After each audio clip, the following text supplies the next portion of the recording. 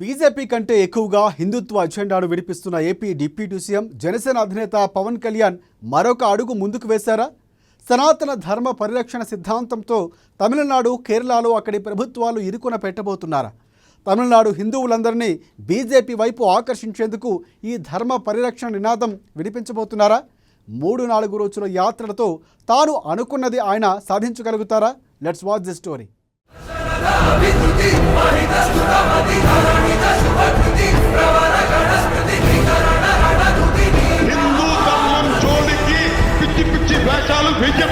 AP deputy CM Janasena అధినేత Pawan Kalyan image ఒక్కసారిగా మారిపోయింది. ఎన్నికలకు ముందు అంత బలంగా హిందుత్వ అజెండాను ఎత్తుకొని పవన్ ఇప్పుడు పూర్తిగా మారిపోయారు. ఆయన ఒక లైన్ తీసుకున్నారు. హిందుత్వ అజెండాను తీసుకొని ముందుకు వెళుతున్నారు. దానివల్ల జనసేనానికి నష్టం జరుగుతుందని అంచనా వేసినా అది తప్పని తేలిపోయింది. హిందుత్వ అజెండాతో పవన్ స్టామినా మరింత పెరిగింది. ఏకంగా కేంద్రంలోని పెద్దలే ఫిదా అయిపోయేంతగా జనసేనాని మంచి పేరు తెచ్చుకున్నారు.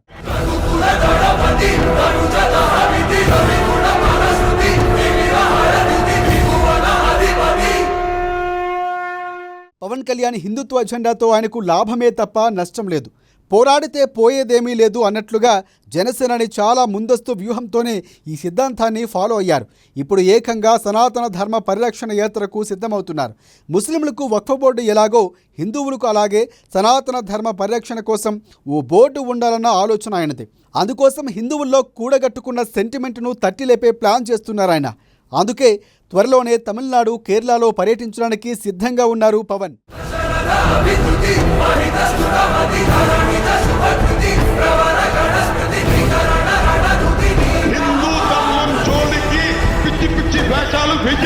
హైందవ ధర్మ పరిరక్షణ కోసం సనాతన ధర్మ పరిరక్షణ బోర్డు ఏర్పాటు కోసం దక్షిణాది రాష్ట్రాల్లోని ప్రముఖ ఆలయాల సందర్శనకు వెళ్లాలని నిర్ణయించుకున్నారు పవన్ కళ్యాణ్.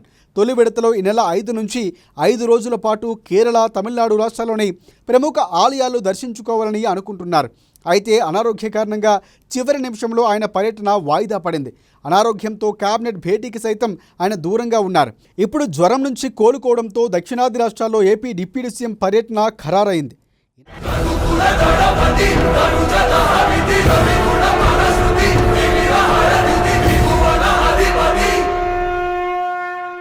ఈ నెల 12వ తేదీ నుంచి కేరళ, తమిళనాడు రాష్ట్రాల్లో AP deputy CM Pawan Kalyan పర్యటన ప్రారంభం కానుంది. ఈ పర్యటనలో 3 రోజులు వివిధ దేవాలయాలు సందర్శించున్నారు పవన్. ఈ నెల 12 నుంచి 14 వరకు పవన్ ఆలయాల సందర్శన కొనసాగనుంది.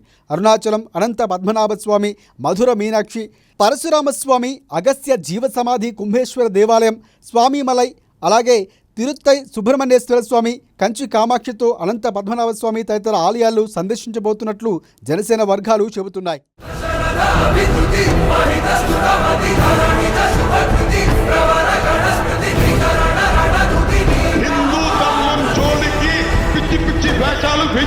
సనాతన ధర్మ పరిరక్షణలో భాగంగా పవన్ కళ్యాణ్ పర్యటనకు ప్రాధాన్యత ఇప్పుడు ఏర్పడింది. యాత్రను ముందు 5 రోజులు అనుకున్నా ఇప్పుడు 2 రోజులకు దించి 3 రోజుల్లో తన పర్యటన ముగించేలా ప్లాన్ చేసుకున్నట్లుగా తెలుస్తోంది.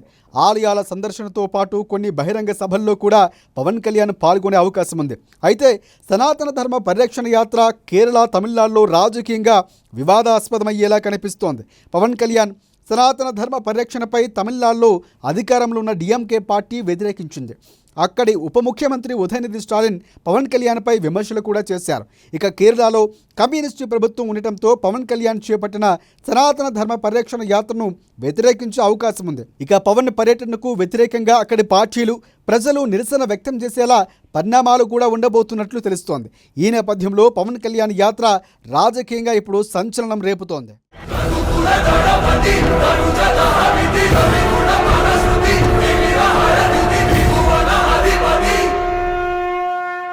పవన్ కళ్యాణ్ చేపట్టిన ధర్మ పరిరక్షణ నినాదంతో ఆయనకు మరీ ముఖ్యంగా బీజేపీకి కలిసి వచ్చే అంశంగానే చెప్పవచ్చు. ఎందుకంటే యాత్ర సక్సెస్ అయితే ఖచ్చితంగా బీజేపీకి లబ్ధి చేకూరనుంది. ఒకవేళ యాత్రలో రచ్చ జరిగితే మాత్రం ఆ పబ్లిసిటీ కూడా పవన్కే వస్తుంది. టూర్ను అడ్డుకుంటే ఖచ్చితంగా తమిళనాడు, కేరళ ప్రభుత్వాలే ఇబ్బంది పడే అవకాశం కూడా ఉంది. అలా ఏ రకంగా చూసినా ఈ పరిణామాలు పవన్ టీంకు కలిసి వచ్చే అంశాలుగానే కనిపిస్తున్నాయి. కాబట్టి పవన్ చాలా కాన్ఫిడెంట్గా యాత్రకు సై అంటున్నారు. ఏం జరిగినా తగిన మైలేజ్ తీసుకొని సత్తా చాటే వ్యూహంతోనే ఆయన ముందుకు వెళుతున్నారన్న చర్చ జరుగుతోంది. మరి పవన్ యాత్ర పీస్ఫుల్గా అవుతుందా లేక రాజకీయ రచ్చకు దారితీస్తుందన్నది చూడాలి మరి.